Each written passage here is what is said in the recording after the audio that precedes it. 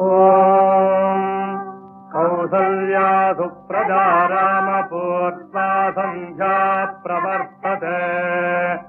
ఉత్తిష్ఠ నరశార్దూలా కర్తవ్యం దైవమాన్నికం కౌసల్యా సుప్రజా రామపూర్వా సంధ్యా ప్రవర్తతే ఉత్తిష్ఠ నరశార్దూలా కర్తవ్యం దైవమాన్నికం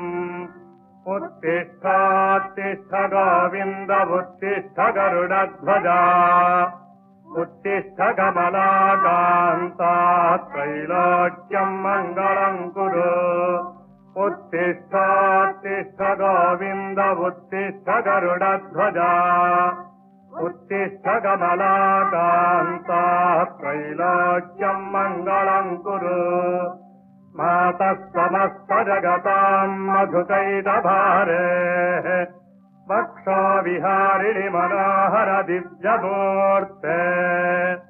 श्रीस्वामिनि स्थितजनप्रियदानशीले श्रीवेङ्कटेशदयिते तव सुप्रभातम् मातः समस्त जगताम् मधुकैटभारे वक्षो विहारिणि मनोहर दिव्यमूर्ते श्रीस्वामिनि स्थितजनप्रियदानशीले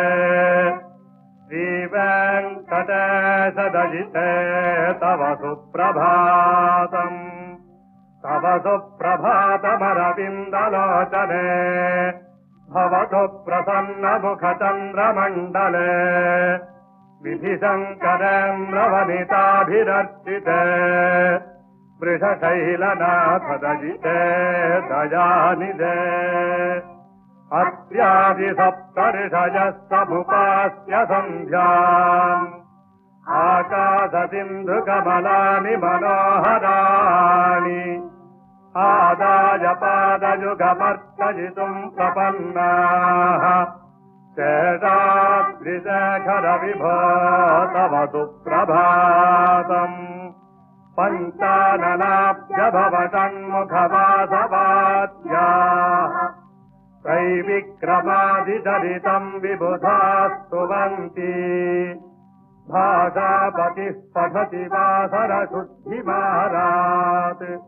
शेषाद्रिशेखर विभो तव सुप्रभातम्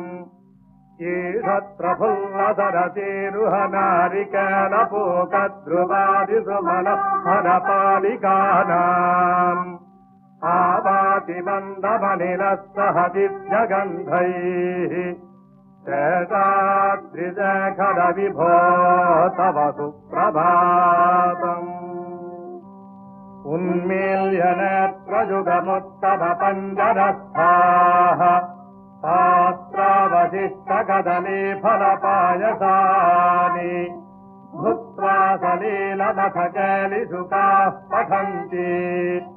शेषाद्रिशेखर विभो तव सुप्रभातम् तन्त्री प्रकर्षमधुरस्वनया विपञ्चा गायत्यनन्तचरितम् तव नारदोऽपि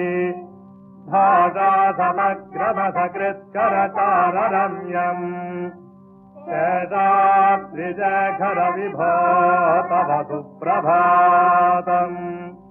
भृङ्गावलीतमकरन्दरसानुविद्धझङ्कारगीतनिनदैः सेवनाय निर्यात्युपान्तसरति कमलोदरेभ्यः